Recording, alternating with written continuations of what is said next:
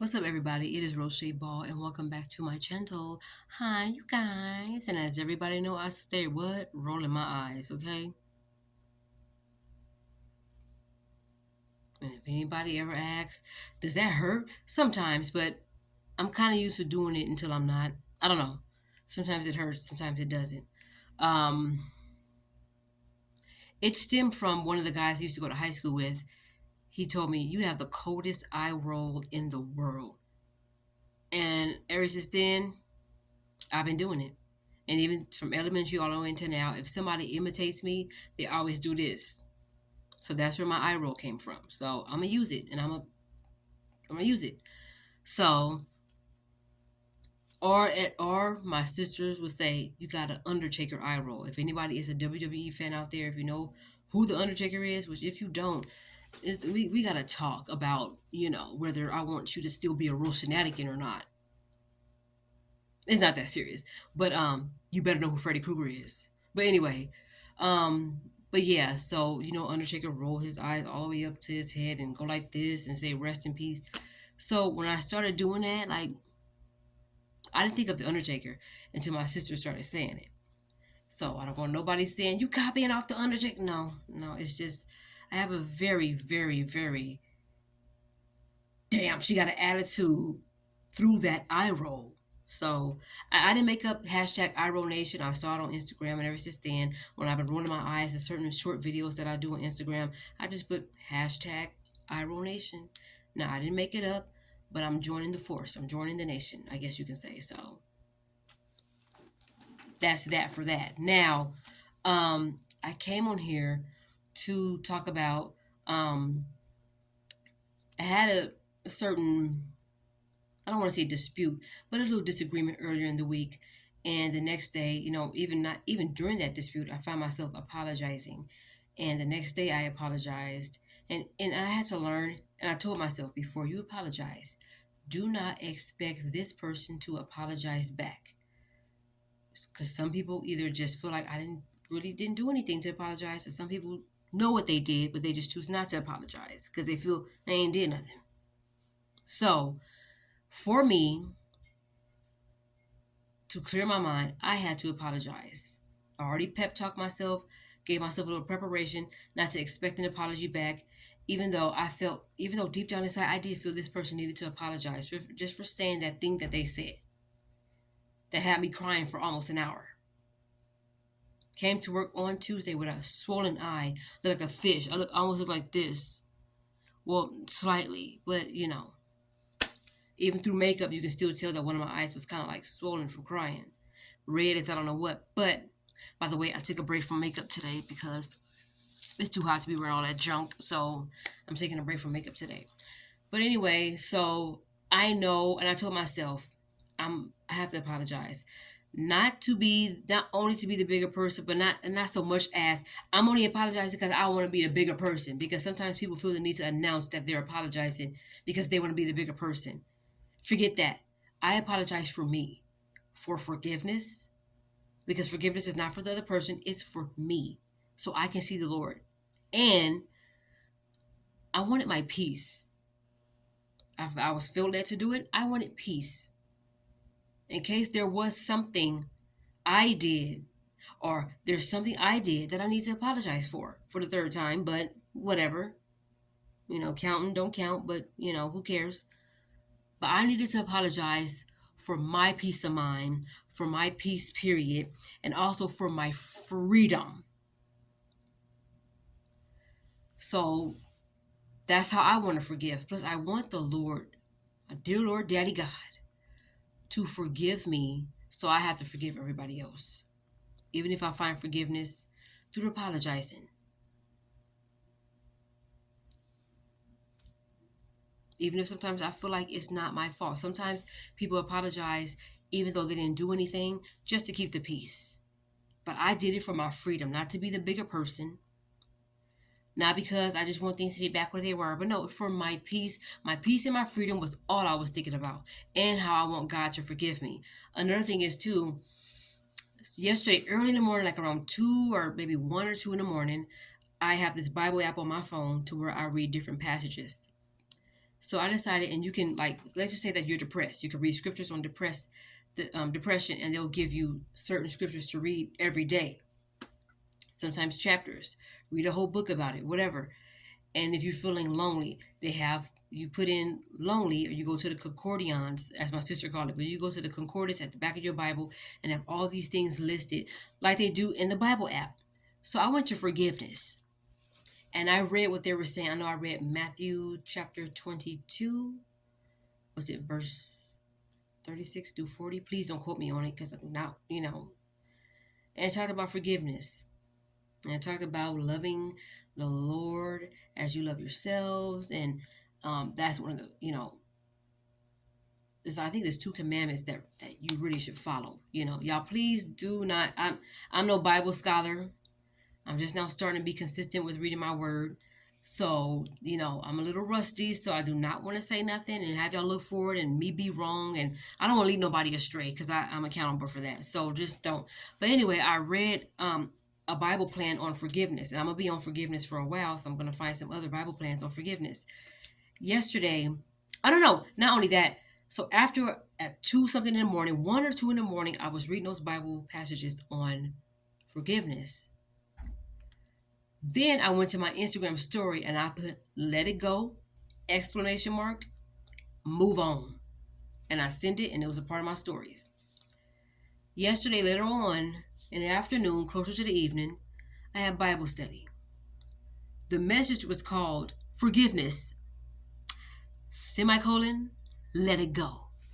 Now, if I was not on one accord, I don't know what that was. Because right before that Bible study, I was here in this room at work and I asked God, Lord, I need a word. And I hope it's confirmation. And it was. If I was still harboring on those feelings about how this person needed to apologize or whatever and all that, I would have missed it. But I said, you know what? You've apologized. You did your part. I can't worry about those who don't apologize because they feel like they don't need to or whatever it is. Whatever their reason for not apologizing is, that's not my concern. I did what I had to do for my freedom, for my peace of mind. And it worked. And what I asked God for, which was a word and confirmation, He gave it to me. So I never felt so on one accord before, and it was just right on. And I want to share something with you guys as well. Let me see. I think it was the book of Genesis. I don't know if you guys remember, if you guys read the Bible, and in Genesis, I think it was Genesis, I want to say chapter 50, verses 15 through 21, how Joseph's brothers just knew that Joseph was going to act a certain way with them. But sometimes, let's just say that somebody treated me so wrong, they bullied me, they abused me 10 years ago. And I don't see them no more. I don't run into them, I don't hear from them, right? During those 10 years after being abused or bullied, right? And I'm using it as an example because I was abused and bullied. But let's just say, okay, during those 10 years, I don't see the person that abused and bullied me. I don't see the person at all. I don't hear from them. Nothing, right? Even if somebody had the same name as that person, I know they're not talking about that person. And sometimes, like, if I hear it, I'll be like, oh, what they was talking about, the one that abused and bullied me, whatever. But during those 10 years of not seeing or hearing from that abuser or that person that bullied you, you go through things that shapes you for forgiveness. And they don't even become a thought. So 10 years later, when you run into them, you won't feel the same way you used to feel. And sometimes they'll be afraid to come to you and be like, hey, how you doing? Because they think you're going to treat them like they treated you back in the day. And the bishop was saying during this Bible study yesterday, flip it on them. They're expecting you to treat them how they treated you, but you got to flip that thing and treat them nice so they can be like, oh, That's almost like a kill them with kindness type of thing. When people come up to you knowing they did you wrong, or if I go up to somebody knowing I did them wrong and all of a sudden they're nice to me, that's gonna make me feel pretty bad. And don't flip it on them, expecting them to feel bad about what they did when you're being nice to them. No, it's just when you get taken through things, God has brought you way through so much to the point where you don't even have the time, energy, or day to react to that person in that way. So I want to share that with you guys. Genesis 50 through 15, verses 15 through 21. When Joseph, look what happened to Joseph. His brothers threw him in the pit. It said he went to the pit, to Potiphar's house, to prison, and now he's in the palace. That's a lot of peas. He went into the pit because his brothers sold him off to some people in Egypt and they bought him or whatever. And he was in the pit. He went to Potiphar's house. And at Potiphar's house, his wife gonna lie and say, he tried to sleep with me. See, this is his cloak right here. This is proof. And he was in prison for that. And then he went to the palace from that.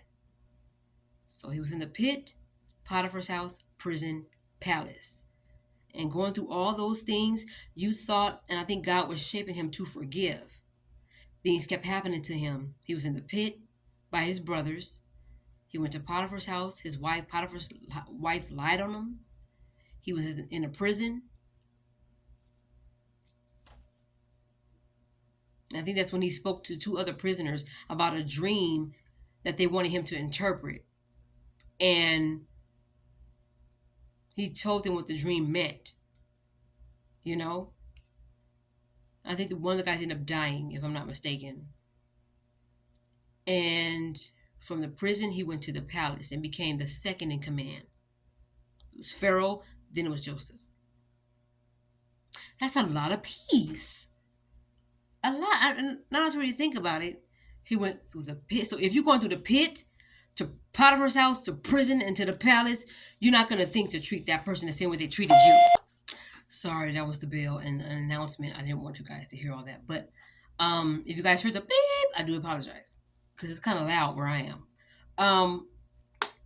So when you're taken through so many different things after being treated wrong and you survive it and you get sane and you go through some more stuff that make you almost lose your mind, and then you to get delivered from that, and you're at a place right now where you feel like you're in a palace. You've been through way too much, got way too much taken away from you, probably lost somebody along the way to even be thinking about trying to repay that person all the evil they have shown you.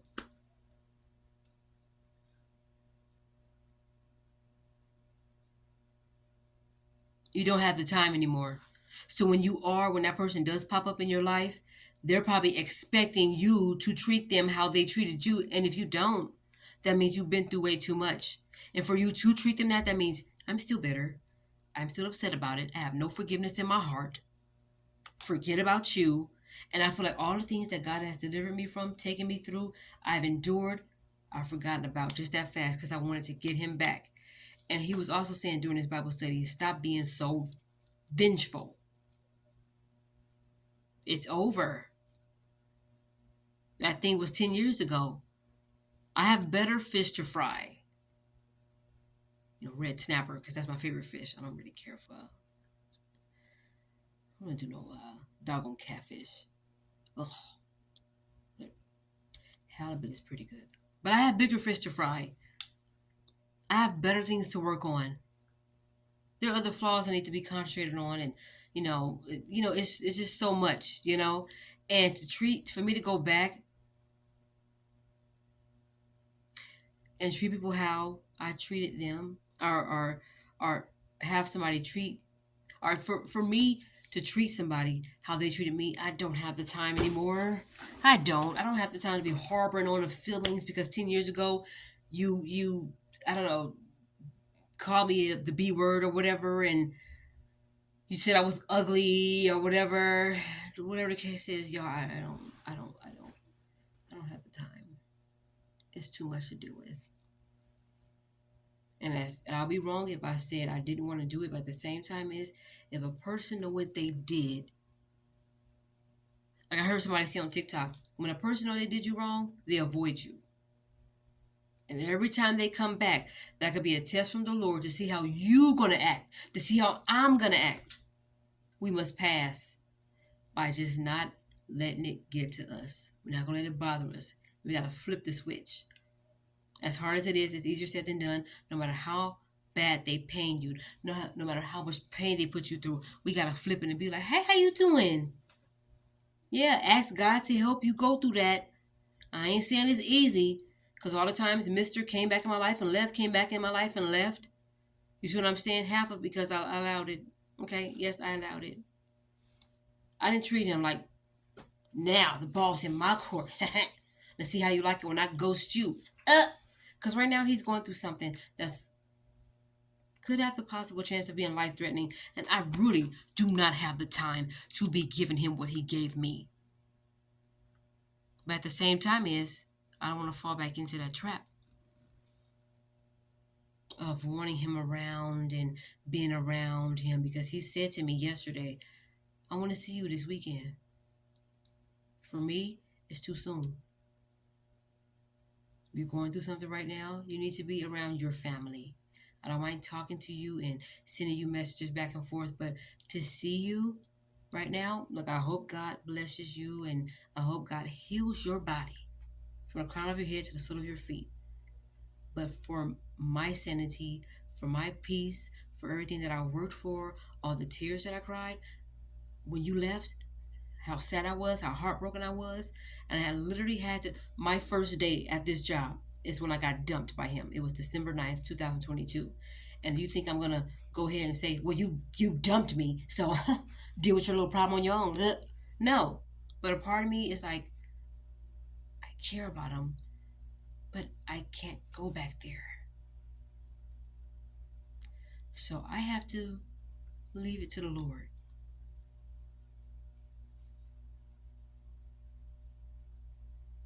Hmm. I just thought I'd share that with you guys. If you guys want to know the scripture of the Bible study we had yesterday, it is Genesis chapter 50, verse 15 through 21. And it's about how you don't even have time to be repaying evil with evil. You know how people saying, "I ain't on that time. I got the energy, but I'm just not on that time." As a matter of fact, I don't even have the energy for that. Okay? I'm trying to stay cool. It's getting hot. Summer's right around the corner. Okay? It's almost as hot as Satan's demons outside. And I don't have time to be giving you. I'm just trying. Look, no. I want peace. I want freedom. I gotta leave it alone and move on. I appreciate it. Thank you. Glad you're well, or glad that you're gonna get through whatever it is you're going through. I'm there with you, but I gotta go. And I thank you. You have to, for your sanctity, for your freedom, for your peace. And sometimes if I haven't feel like I have really forgive, I ask the Lord, search my heart, save me from myself. Don't bring that man to me if I ain't right. Mm-mm. So I thought I'd share that with you guys, that do not repay evil for evil. Please don't give people what they gave you or what you used to giving people. Because I could have did that. I'm capable of it, but I don't even want to possess that capability. I don't, so I'm letting that go too. It's I don't care who's on that time and energy. I'm not. I don't care how many watches I have. I don't have the time. I'd rather be booked and busy, scratching my butt in bed. I'm busy. It's a lot of work. So I thought I'd share that with you guys because it's been on my heart. Um, and please like, comment, and subscribe. And I appreciate each and every last one of y'all, Rose Shenanigans, who has subscribed. Y'all keep the peace in your mind. Keep the freedom in your mind. Don't repay evil for evil. Let it go. As Bishop said during Bible study yesterday, flip that thing. Don't give them their expected reaction from you. Because, your enemies will definitely be at your footstool. Okay? And again, the Bible study passage came from Genesis chapter 50, verses 15 through 21. Flip that thing. Okay? Like I always say, thank y'all for watching my videos and subscribing to all my Bull Shenanigans. I appreciate each and every last one of y'all. Like, y'all ain't have to do it, but y'all did. So, y'all pray for me. I'm going to pray for y'all, and we're going to pray for each other, okay? See you on the next one.